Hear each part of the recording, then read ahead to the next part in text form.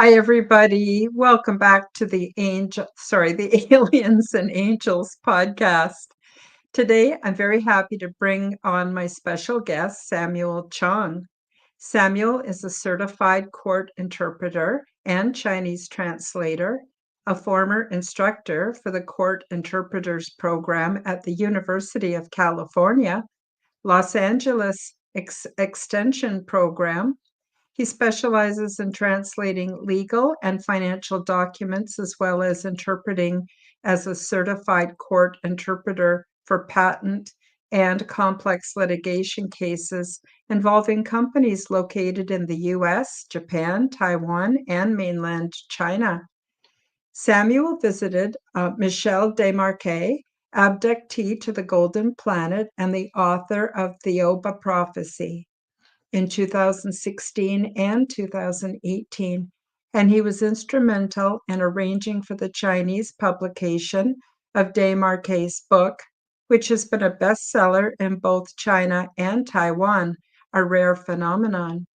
He also translated the book 334% Lies, The Revelation of H.M.V. Stull, an autobiography of the High Master of the chair of a secret society that was started in Germany. Today, he dedicates his efforts to promoting the messages of these books in order to give people hope and to help promote a better world through his scholarship, which is available at www.chinasona, I'll just spell it, CHINASONA.org /scholarship.html. To find out more about Samuel Chong and his important work, all of the links are featured below in the description. And while you're at it, check me out, subscribe to my channels, leave me a comment, like my videos, and share my content with your friends. I now offer channel membership so you can take advantage of my perks.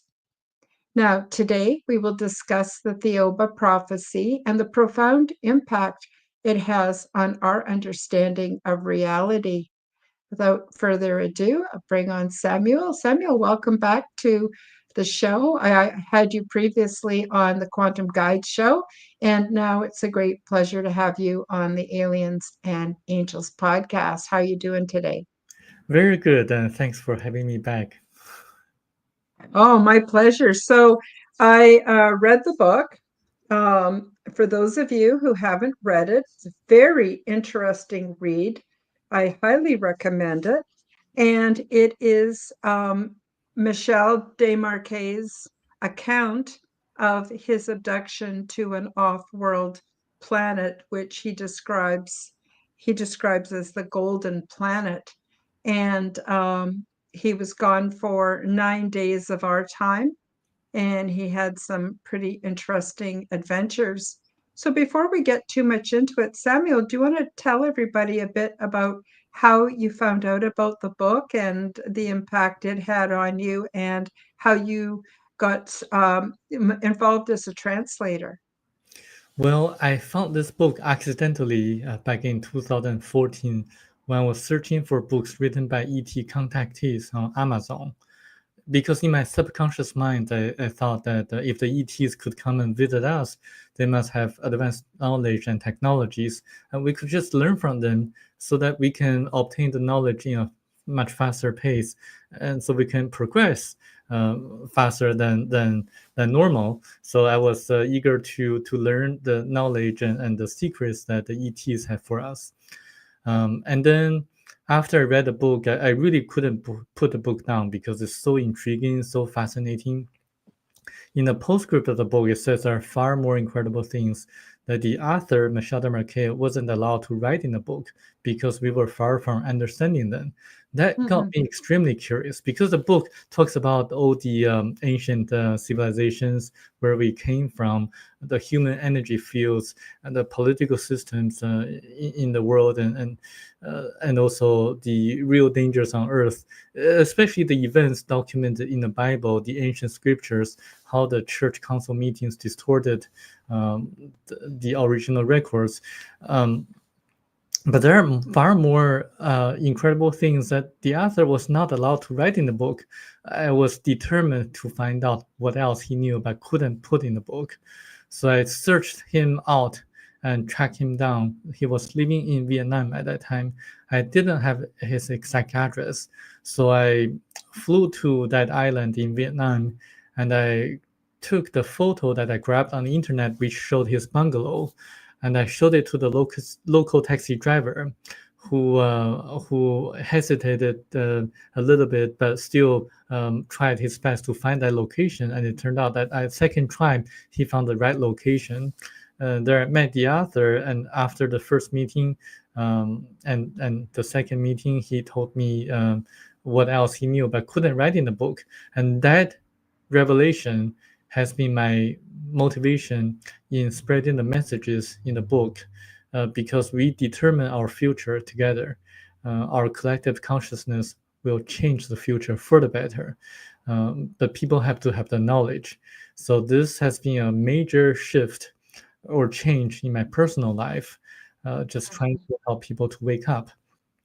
And actually, before I found this book, before 2014, I had two psychics who told me that my future was going to be involved in a book, a book of significance. At that time, I was very puzzled because, I read the Bible. Even the Bible wasn't something of significant to me, because I didn't believe a single word in the Bible before. Uh, and I was curious what else, like what other book, what kind of book would be a book of significance? And I think they were referring to this book, Thiaoouba Prophecy. Mhm, mhm. Yeah, it's quite the story. So it starts off with him meeting these extraterrestrials, and apparently they're a lot bigger than us. How tall in inches or feet and inches do you think they would be? Because he gives it in, I think he gives it in centimeters. Yeah, it'll be about 9 feet or 10 feet tall. Mm-hmm. They're pretty tall, like giants. Mm-hmm.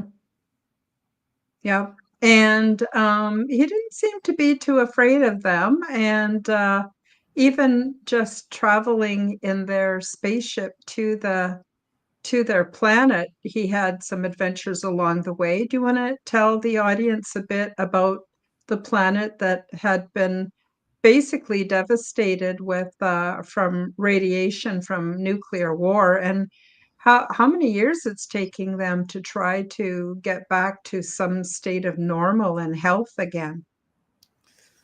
Well, let me add a little bit more about the ETs that he encountered first. Sure. They're 9 or 10 foot tall. They're very beautiful and sexy looking, and they're all very compassionate and loving people. So he didn't have any fear when he was with them, and they communicated with him telepathically. So they're young and beautiful, and they're attractive and sexy according to Michel de Marquet, but they're hermaphrodites, and they have all the knowledge to perform the miracles performed by Christ, and Hmm. they actually never age. They're forever young looking. They can regenerate their body cells, so they never die. So their role is to really mentor us and guide us to the more spiritual ways of living. But when you mentioned about the journey that Michel de Marquet took before arriving at the Golden Planet, they actually stopped in midway to a planet that actually just had a nuclear catastrophe or nuclear war, in which Michel, the author, saw the devastation, or some of the sceneries showing that everything was kind of grayish in color, and there were people with deformed faces, or and the aftermath of a nuclear war. And it took them actually it actually happened 150 years ago, when Michelle wrote this book. But then that's not just a thing, not just that's not just the one unique event that happens on that planet. It actually happens on different planets at different times. Hmm. Before, yeah, so before the blacks and the yellows got along together on the planet Baccaratini, they actually had a lot of wars and hatred and jealousies. So they fought against each other, and a nuclear war occurred because of their animosity, and also because of the politicians. They were trying to do the things that they were doing in the U.S., like very similar to the governments were doing here before. So they fooled the people using their manipulations of the media and lies, and also some of the tactics that they used. So they caused the people to be very naive, or not knowledgeable about what's really going on. So Hmm. nuclear war occurred on that planet, Baccaratini, and then it took them like hundreds and thousands of years to recover, actually. Yeah, a long time. And what I thought was interesting, it seems like regardless of what world people are on, when they get to a certain level of technology, they discover nuclear energy, and then they use it as warfare. And it's kind of like we don't seem to learn. And like you said, what's even been going on recently in the United States, you've got these warmonger politicians, and they just want to war, war, war, and it's been escalating. I don't know. I hope there's, because of the change in government. I don't know how you feel about the change of government in the US. I'm in Canada. We have our problems here too. But it was getting pretty scary. And I don't think the leaders are in touch with reality. And I don't think they realize the kind of destruction and ongoing problems they can cause by the decisions they make.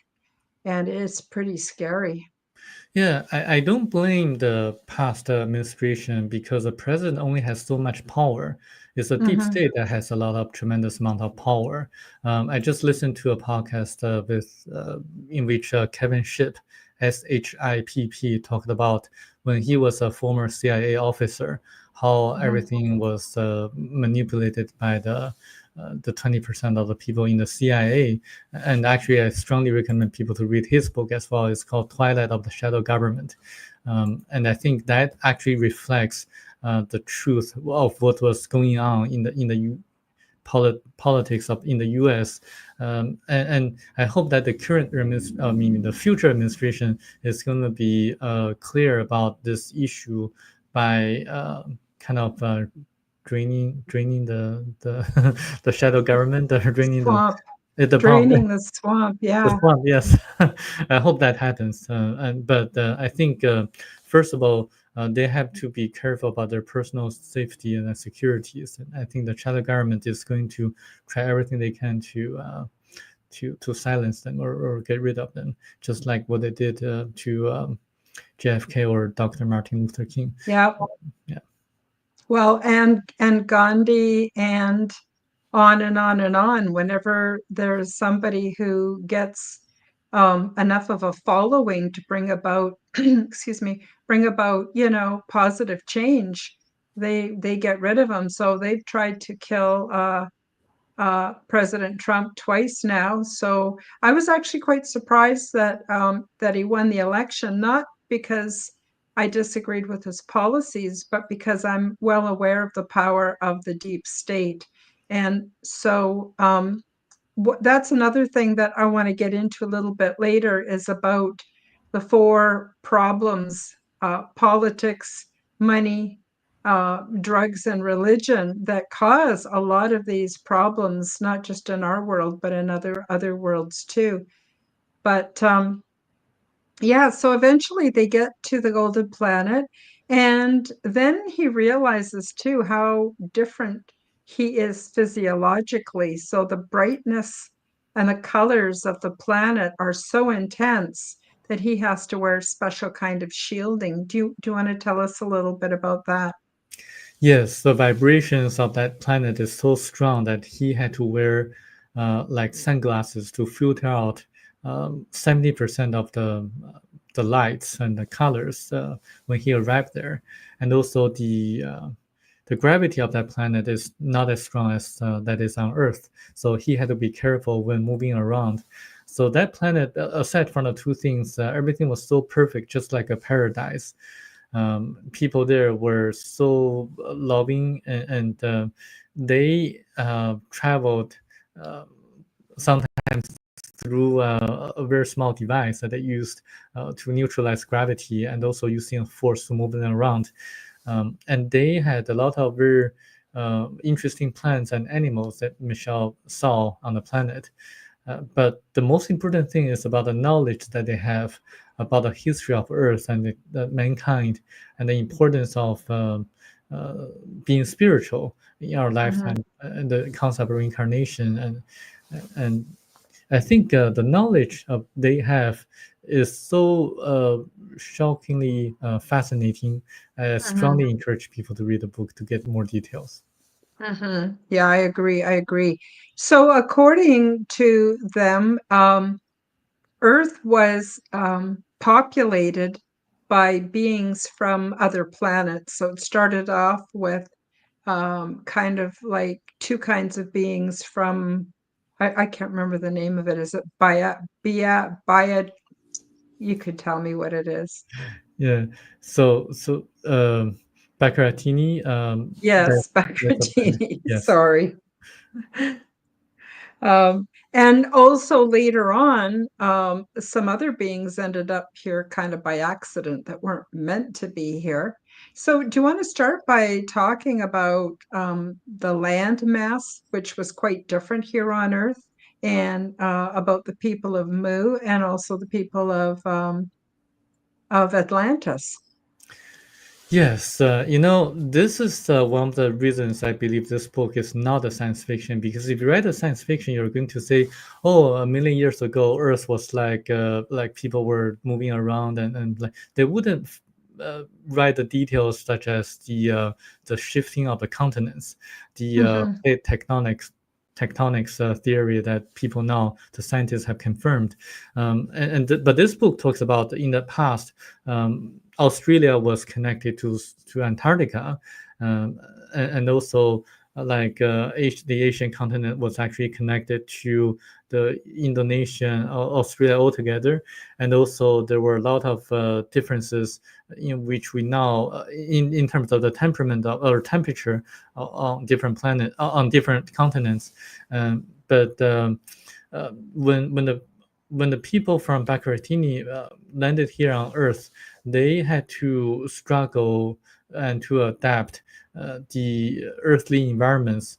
And there are a lot of details mentioned in the book in which you can find evidence nowadays if you just research a little more. For example, it talks about the kangaroos brought by the blacks from Baccaratini, and they had this kind of and the kangaroos only ate back then a specific kind of grass as food. And they brought from their planet a grass called the black boy, which is now called in Australia.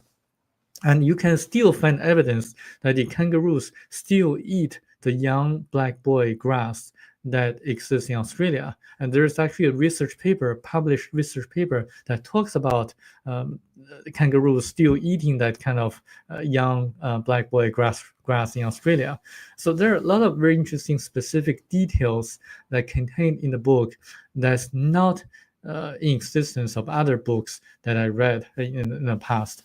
A lot of the other books are similar to the channeled information that probably don't contain the specific verifiable details that this book has. So, so the blacks and yellows came to Earth about 1.35 million years ago. And then 1.32 million years ago, there was a asteroid that hit Earth, causing a devastation of the civilization. of flooding and volcanic activities on Earth. So almost all these civilizations were wiped out. So that's the first great reset that we had on Earth. But that caused a continent in the Pacific Ocean and Atlantic Ocean rising up above sea. So that became the continents of Lemuria and Atlantis. Back about 250,000 years ago, there was another group of ETs that came to Earth and landed on the continent of Lemuria in the Pacific Ocean. They encountered resistance of the local Chinese people in the northwestern corner of that continent. And so they didn't want to have a war with the Chinese people or the yellow people, and then they retreated back to the far side of the moon. So this is why people say that there are artificial bases on the far side of the moon. Yes, there Mhm. are, and this book explains where they came from. You have to read the book to know the details. This book is very specific about what happened in the past. And then the Morians moved their people face by face, and then established a very very successful and interesting spiritual civilization on Lemuria. They gradually try to colonize other parts of the world. First, they colonized Atlantis, and during that period of time, there was a group of Caucasians that landed on Atlantis, but they didn't like the colonization of the Lemurians, so they moved away and to Northern Europe um, to escape from the colonization of the Lemurians. And but for some people in Lemuria went to Atlantis, and they also went to Egypt. One of the most interesting people would be Thoth, what Mhm. some people would call the Egyptian god.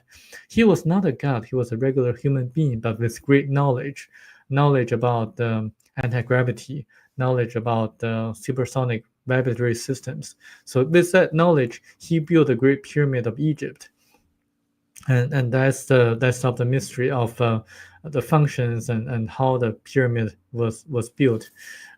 So that's the civilization of Lemuria and Atlantis. But unfortunately, 14,500 years ago, there was an earthquake that the entire Mhm. continent of Lemuria almost sunk into the ocean overnight. And then a few thousand years later, Atlantis occurred, uh, similar situations, and the continent no longer exists nowadays. Um, but the most devastating part, I think, is the burning of the Library of Alexandria in Egypt, which contained Mhm. all the books from Atlantis and Lemuria on spirituality, on the knowledge to and technologies. And so that's the second great reset, the disappearance of Lemuria and Atlantis, and the burning of the Library of Alexandria in Egypt. Um, but then, about 12,000 years ago, there was another group of people that came to Earth. That's the Hebrews. Um, Yes. that's very interesting. Mhm. Yeah, maybe you can elaborate a little bit more, or you want me to talk about it as well. Oh, I want you to talk about it because I'll get it all screwed up. I mean, I did read it, and it was really interesting. They weren't meant to be here because beings from other planets can only emigrate to other planets that are of the same development and the same frequency and the same vibration and the same level. And Earth was not advanced enough. They shouldn't have been here. And I forget how many of them came, but they were trying to repair their ship so they could leave and go back to where they belonged. And then there was a big explosion. So I don't know. Please fill in more details. Yes, there were a handful of people from the planet Hebra that came here, and I think there were only three that survived at the end. And even with the three that survived, the Hebrews that survived, they encountered a lot of resistance or kind of obstacles here on Earth by the nomads, the people who moved around and trying to hunt for living. They try to robbed the wives of the Hebrews, and so the Hebrews, being very spiritual, they didn't want to do that, but they had to do that. So they killed the nomads, the people, the locals. So you can see historically there were kind of um, conflicts of the Hebrew people with the locals because of the different levels of um knowledge and consciousness and ways of living. So that actually persisted throughout history. Um, the Hebrews actually, I asked Michel de Marquet about this, and he said the Hebrews came from a Category 3 planet, two mhm, levels above Earth. So they were mhm, not meant to be here, but they came here accidentally because of malfunctioning of their spacecraft. Um, Unfortunately, that's the case. And Michelle asked him a very interesting question to the Thiaoubans or the Jehovans, the ETs that he encountered. Why don't you send them back to their original planet where they came from? And he got a very interesting and puzzling answer. He's he was told that they could have done so, but they thought that the Hebrews would intermarry with people on Earth, and then mhm, they would become just like every one of us here. But they miscalculated it. The Hebrews didn't intermarry. They kept their cultures and solidarity, and they didn't really intermingle with the locals, with the rest of the people on Earth. So that actually was one of their miscalculations, because they could only see about 100 years far ahead into the future, not mhm. more than that. So they couldn't really predict what's going to happen like 200 years or 300 years on. Um, so that's what happened. Yeah.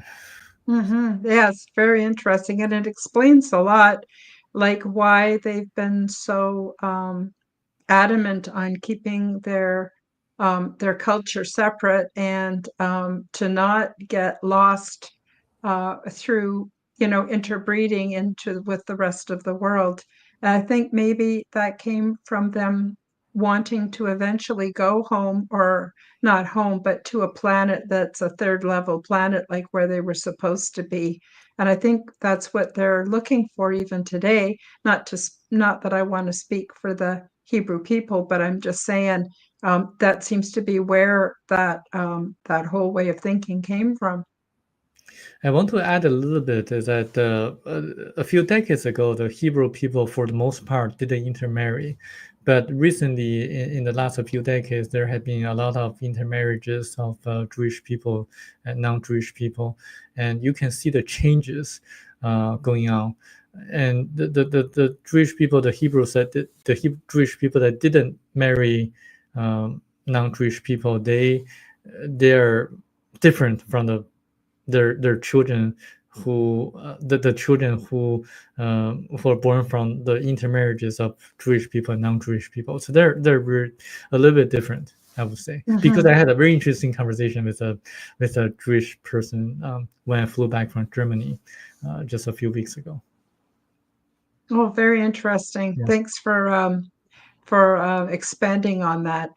I'm fairly limited in my knowledge of these things, so I rely on you to correct me if I'm don't quite give an accurate account of or understanding of what's in the book. So let's move on a bit to talk a bit about the four great evils that we see on earth and why they are considered to be great evils. So they would be money, religion, politicians, and drugs. And Is that right? journalists as well. Oh, Yeah. and journalists as well. Well, we sure see that today. Do you want to expand on each one of those and get into, from the book's perspective, on why these things are not helpful? Yes. So the number one real danger on earth is actually money. Everything revolves around money nowadays. If you look at the big pharmaceutical companies, they don't intend to let people know about the solutions to some of the main diseases that cause death. They discover and invent drugs that only cure the symptoms and treat Mhm, the symptoms, not cure the root problems. And so they For example, there are ways to cure diabetes, but they don't promote the ways to cure diabetes. So they invent and patent drugs that make people rely on their medicines to lower their glucose levels or blood sugar levels, um, Mhm, so that they can continuously profit from the drugs that they sell. So mhm. that's the pharmaceutical industry. There's also the energy industry. If you do some research, there have been clean energy or clean engines invented Yes. by engineers. Stanley Meyer is one example, but he mysteriously disappeared before he was able to commercialize um, Mhm. the car that ran on water. He was able to split water molecules into hydrogen and oxygen atoms in a very efficient manner, using, I believe, vibrations and also other uh, techniques. Um, and there are other industries too, like the education industry. If you look at the years when I went to UC Berkeley, it cost only about I think $2,000 or so per semester for the tuition fee because I was a California resident. Nowadays, it costs like I think 7 or 8 times as much or more expensively if you want to go to college. The return on investment is so low that I sometimes question whether it's worth it to have my children go to a college in the United States. Not only that, uh, nowadays the education system is so brainwashing that I don't think they're going to learn any of the real valuable knowledge that they're supposed to learn. Mhm. I agree. Yeah. Similarly, other industries as well, like the entertainment industry, the media, not to mention the media, yeah. So everything revolves around money. But if people look at everything, if people have more independent thinking, they're going to discover ways that are really inexpensive and effective in achieving the goals. For example, I wanted to have a law degree and become a licensed lawyer in California so that people can believe more of what I say, what I'm going to be saying in the future. Um, a traditional law school costs about, I would say, a lot of money, like I would say $60,000 for 3 years or so. But Mhm. there are ways to be licensed if you go to an online law school. I went to Northwestern California University School of Law, and it only costs about $3,000 per year uh, for a 4 year program. And there are inexpensive ways to get around the system. You have to just to look for it. And I recently just passed a California bar exam, and I'm hoping that I can promote my messages to the main to the people who still rely on the mainstream media. So there Mhm. are ways to get around it. And also, if you want to be healthy, you don't have to buy expensive drugs or dietary supplements. You can just eat naturally and just follow. Mhm. You have more information on that or knowledge on that. I don't need to elaborate. So there are ways to get around the system. You just have to have the knowledge and to look for it. Mhm. Absolutely. And yeah, I mean, I think one of the big changes that's going to happen in the United States with the recent changeover in government is people are going to get educated on how to eat properly and how to take responsibility for their own health. I mean, I had to find out the hard way because of having terrible health problems, and suffering is what led me to not give up on finding out how I needed to be. And instead of it being some complicated, expensive program, all I had to do was just get fresh air and exercise and sunshine and eat real food. Real food doesn't even have a label, it's just you buy it and you cook it at home and you eat it, and it's delicious and satisfying. And that's how I've been over time been able to repair my own health. But people are just, well, there again, it goes back to money again. People don't have the money necessarily to buy organic and foods that are not full of chemicals. So I think that's another thing that has to change is we have to have not just more awareness on what is healthy to eat, but also to be able to afford it, you know. And there again, it always comes back to money being the main problem on this planet. And that's also really tied into politics. And the politicians, they promise the sun and the moon and everything, and then they get in and what a disappointment. It seems like their main job is to confuse everybody and gaslight everybody. Here in Canada, it's really a problem. And our leader, his name is Trudeau, one of the things that he did over time was put in laws so that we can't kick him out. So we're stuck with him and he's just doing so many bad things. But we're seeing that all over the world, the corruption and even the influence of the World Economic Forum. And these are people making decisions for all of us that don't have a clue. Not only do they are they missing something in the way of being able to empathize or have compassion, but they're not that smart. They're not thinking stuff through, and they're certainly not consulting with us. So I'm, quite concerned about that. So that was interesting that the book brings up politicians and it brings up it also, like you said, journalists. Boy, they just are the propaganda arm of the politicians. I'm going to shut up now and let you add to it, Samuel, because I'm sure you've got a lot to say about it too. Yes, journalists tend to report on news and to make the news more sensational. The danger is that it creates a negative psyche, a negative mindset for the people, and the mind is really important because it affects the chakras of the human body, and the chakras affect the human biofields, the auras of the human body, and the auras affect the physical body of the human body. So if you really want to be healthy, the mindset is really important. And the journalist, by creating or by reporting on the news and making it more sensational, it kind of really influence people's mindset, and also the other people, like people who didn't have the intention or initiative to commit crimes, would tend to want to follow the criminals as reported in the news media.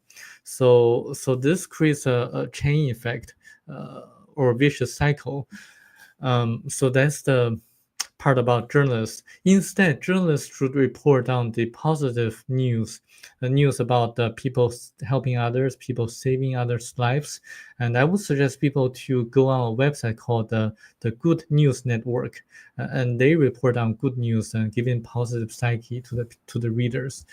And also, it talks about the book Thiaoouba Prophecy also talks about drugs, hallucinogenic drugs.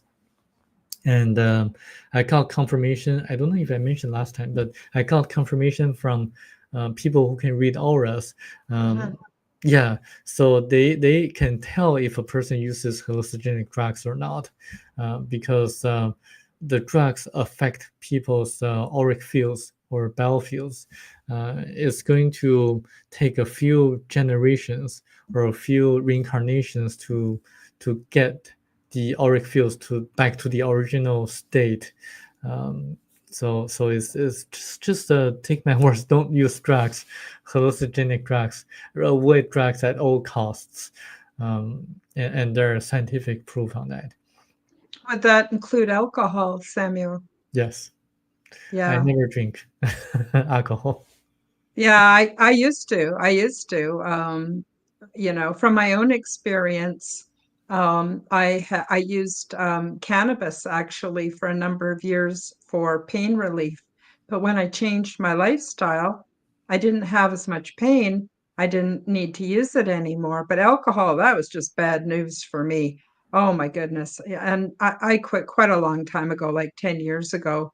And my life has just gotten better and better. But the other thing about drugs too is sometimes, and I'm not taking a stand here to tell people they should or shouldn't. I know that you to the book and your beliefs, people should not. But I don't want to put that out there with this channel. But at the same time, what I have noticed from my own experience is that when we're relying on drugs, whether they're legal or illegal, we're not necessarily coming to the conclusions we need to come to in order to fix our own lives. We're looking for a way out, maybe, especially alcohol. It's just a really good way to make it so that you can cope with things. But maybe we need to feel our feelings so we can change things. I really noticed that about cannabis. Cannabis made it so that I could tolerate the intolerable. And when I didn't need it anymore and got off it, I realized that sometimes we have to suffer in order to be motivated to make the basic changes we need to have a healthier body and a better life. So, we're sort of coming at it from two different directions and coming to the same conclusions. Yeah, So, sorry, go mhm. ahead. I want to add a little bit more about alcohol. I actually think alcohol is more dangerous, more damaging than tobacco or than smoking, because alcohol damages the liver, and the liver is actually the most important organ to improve our immune system. And Mm-hmm. because you cannot really inject alcohol into your bloodstream because it's toxic. Liver has to Mm-hmm. detox alcohol first before whatever happens. And the way to reduce the alcohol addiction is to increase your natural sugar in your bloodstream, because it's the sugar that your body needs that makes you want to drink alcoholic drinks. This is actually one of the main reasons why people are so addicted to alcohol, especially people in colder climates like in Russia and Ireland or something like that. So their bodies need sugar. So the way to do that to eat more natural food that contain natural sugar. So if you do that, then you're going to reduce your reliance on alcohol. That's going to help you to improve your health in general. Mm-hmm. Oops. Yep. I agree. Sorry, I had my mute on because I had to cough. So, is there anything else you want to say about politicians? Oh, religion. We didn't really get too much into religion. Do you want to cover that a little bit for everybody? Yeah, it's actually a curse on earth, and religions are organized by people. We should be spiritual. And by being spiritual, that means that you can communicate to the Creator directly without going through an intermediary agency, which is the organized religions. And when you pray, when you meditate, you are connecting to your higher self, which is connected to the Creator, the center of the universe, or what we would call God. We really don't need the intermediary agencies who tend to distort the original meanings of the ancient scriptures, like the Bible or the Buddha's texts. For hundreds of years, there was no like paintings or drawings of the Buddha, because the Buddha didn't want people to worship him. Mm-hmm. But the Buddha wanted people to really connect to the source directly. So this is why there was no paintings of the Buddha for hundreds of years. But you see nowadays in China, people go to the Buddhist temple and then worship the Buddha's sculptures or something like that, and giving money to the Mm-hmm. people who maintain the temples or the so it's everything's distorted nowadays. And I sometimes joke around. I say the best way to make money is not to work for someone or start your own company, is to build a temple so that people can donate money to you. Because people need something to worship and to rely on when they don't have the real knowledge, when they don't have when they don't have true knowledge. So that's a joke. It's actually so I would encourage people to read the book Thiaoouba Prophecy and to obtain true knowledge, so that you can really direct your life, so that you can move up the ladder and to be more spiritual. Absolutely. Yeah, it's always kind of surprised me when I found out how much money these religions have. So we know the Catholic Church is very, very wealthy, and yet so many of the people that go to that church are so poor, and they're taking the few pennies that they should be spending on food and dropping it in the box. But then I think that's partly because they have this thing that the priest is able to forgive their sins. And again, it's a faulty way, I think, of looking at things. I had a friend who went to the Mormon Church, and I asked her what the Mormon Church does with all its money, and she said, I don't know. And I looked it up online, and it's worth between 300 and 500 billion dollars. And they have major investments into the big banking systems and all these systems that we would think of as being evil. And not just that, the Jehovah Witnesses and so many religions, they have billions of dollars and assets, and yet they have some people who can't even afford to eat. So they could take that money and they could change this world, and they don't. And so I agree. I think religion is a big scam. I don't do religion anymore. I fell for it for a long time because I didn't understand the power was within me and that I could have a direct link. And so I think that's really, important. And that's brought out really quite beautifully in the book. For those of you who are just joining us, we're talking about the Thiaoouba Prophecy, the Golden Planet, and the story of Michel Desmarquet, who was abducted and taken to the planet and taught many, many things that are of great value to humanity today. So Samuel is the translator for this book, and he spends all of his time promoting it and suggested to me that I read it. And I bought it and I read it. It was very, very interesting. Now, we still have a little bit of time left, Samuel. I'm wondering if we could move from talking about religion to talking about Christ and the things that Michelle was taught that are very different than what we think of as the story of Christ on earth. Do you want to talk a little bit about that? Any direction you want to take it? Yes, the ETs from Thiaoouba have been watching us and guiding us and mentoring us throughout history. They intervened when they had to. For example, they destroyed the two cities, Sodom and Gomorrah. They Mm-hmm. guided Moses during Exodus. They parted the Sea of Reeds, not the Red Sea, but the Sea of Reeds. Most scholars would agree nowadays it's not the Red Mm-hmm. Sea that got parted. Um, and they gave manna to the Hebrews to eat. They chose the Hebrews for the reason that I just spoke of. They were originally from a Category 3 planet. They were highly spiritual. But when the Egyptians suppressed the spiritualities of the Hebrew people, the Ethiopians decided to give them a hand and help them out by helping them to leave the evil rules of the Egyptian pharaohs. So that's what happened during Exodus. Similarly, like a few thousand years later, about 2,000 years ago, when the Romans did the same thing to the Hebrews, um, kind of causing a lot of spiritual confusion. The Thebans decided to also choose the Hebrews to enlighten the people at that time.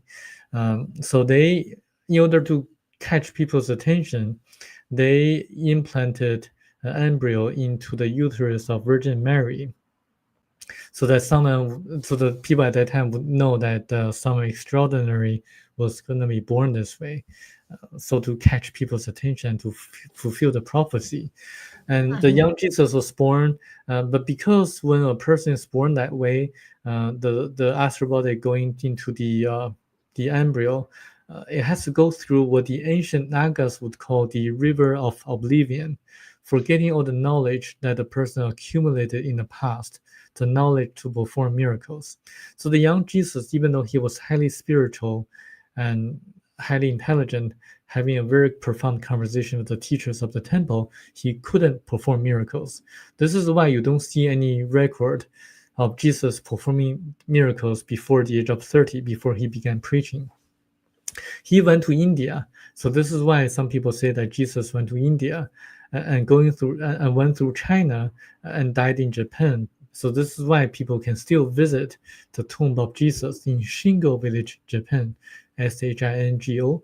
A lot of mainstream media covered this and documented the tomb of Jesus in Japan, and people will wonder why Japan, like why there's a tomb of Jesus in Japan, and this book, Thiaoouba Prophecy, explains perfectly in details with specific verifiable facts why Jesus went to Japan, how like he got through everything.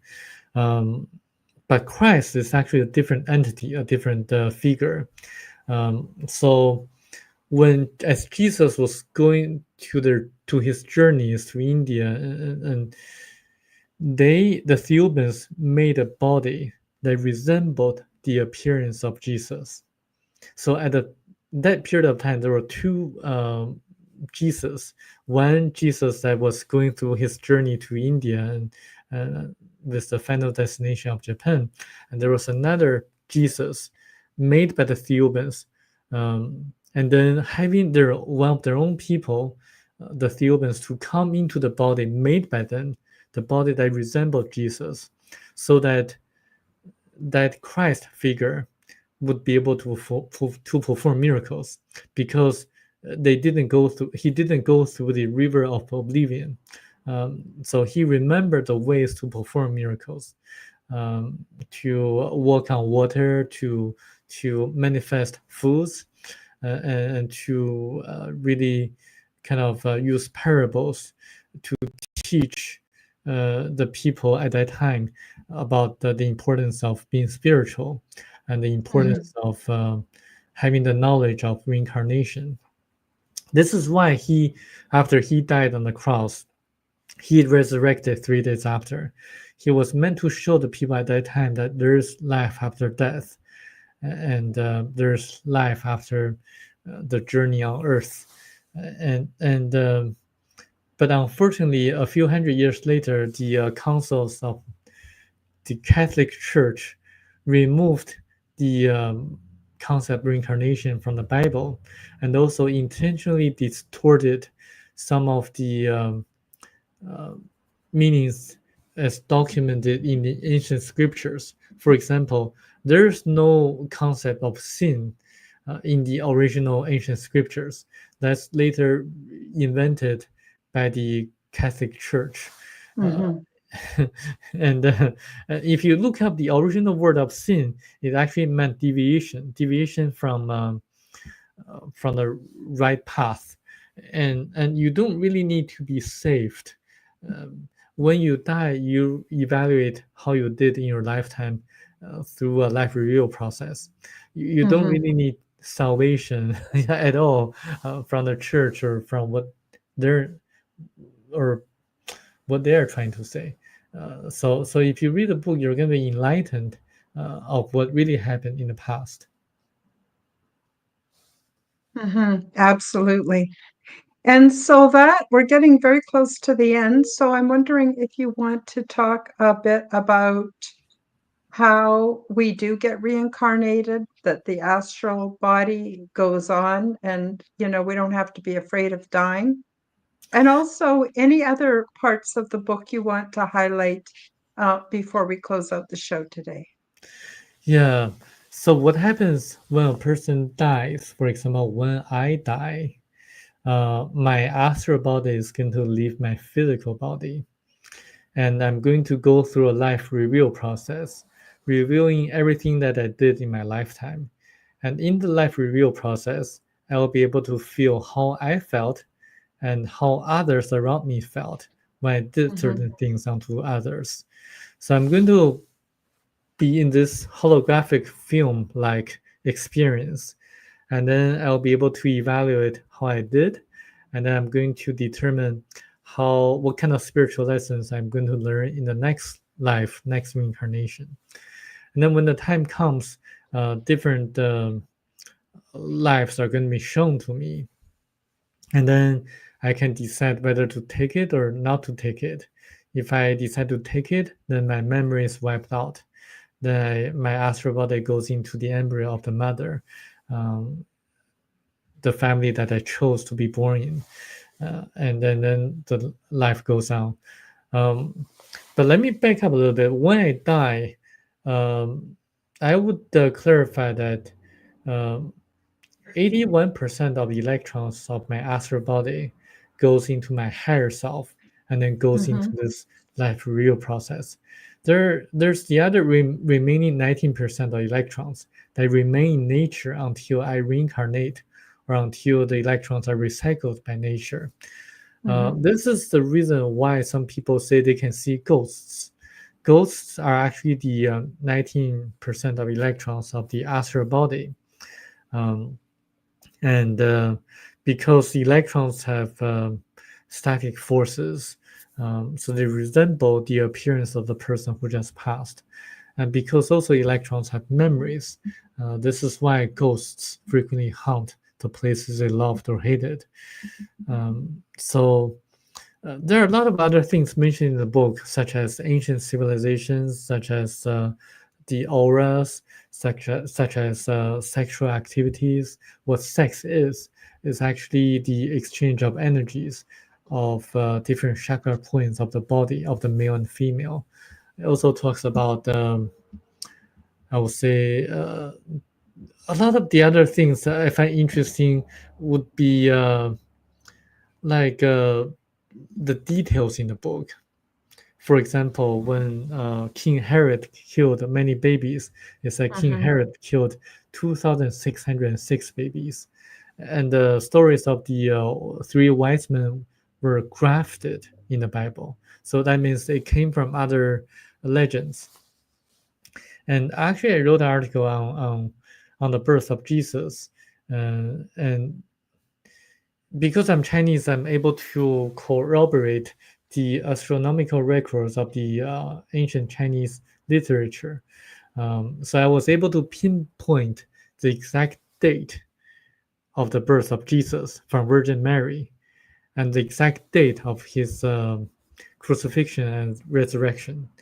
I'm also able to pinpoint the exact date when Christ came to earth Mm-hmm. through astrology, astrological analysis.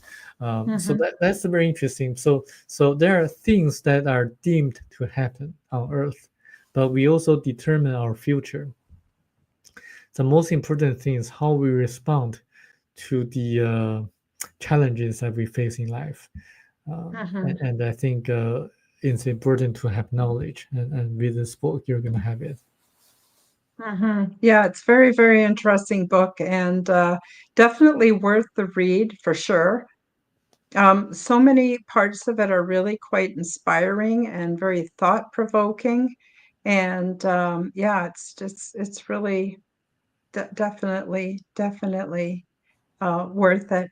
So that's about all we have time for today. I want to thank you, Samuel, for joining us. Very much appreciate your words of wisdom and for bringing us more knowledge about this wonderful book. For those of you who joined us late, it's the Thiaoouba Prophecy, The Golden Planet. It was written by Michel Desmarquet, who was abducted and taken there and taught all these things. And then when he came back, he wrote a book to tell all about his experience. But more importantly, the teachings that the people from Thiaoouba want the people on earth to know so that we can have better lives. That's really, really quite important too. So I also want to thank Richard for all of your kind comments out there and all the other people, whether you're watching this on the replay or whether you're here for the live or whether you are watching or listening on an audio podcast down the road. Thank you, everybody, so much for being here. And I guess that's it for the show for today. And we'll see you all next week on Aliens and angels. Bye-bye, everybody. Bye-bye. Hi, guys. Break time for a short message. Are you looking for the perfect, unique seasonal gift? Check out Zendome's unique brand of orgone generators, and they are affordable, ethically sourced, handmade, and double charged for maximum effect. They are only available through my website, KarenHoltonHealthCoach.com. These beautiful devices are simple compounds which balance ambient energy by converting negative energy and EMF into positive healing energy with many easily confirmed health benefits. They help diminish the harmful effects of negative energies and EMF by attracting and converting them, retuning them into new and more healthful sound and light wave patterns. They also produce orgone energy, which is also known as chi, prana, zero point, and life force. And you can use these devices for focusing the mind, healing, meditation, and for spiritual growth. Zendome's Orgonite are my unique brand of orgone generators, and they are only available through my website. Don't be fooled by imitations. Check out my website to see my latest selection at KarenHoltonHealthCoach.com. That's KarenHolton Healthcoach.com. Check them out today. Now, let's get back to the show. Thank you for joining me for the Aliens and Angels podcast. Become the change that you wish to see in the world. Subscribe to my YouTube, Rumble, and X channels at Karen Holton TV. Click the like button, leave me a comment, and share this podcast with your friends. Check out my website at www.KarenHoltonHealthCoach.com to see my free resources and amazing products and services. All of the links will be in the description below. As part of the Forbidden Knowledge Network, you will also find the Quantum Guide Show with Karen Holton on all audio platforms. Until next time, keep up the good work.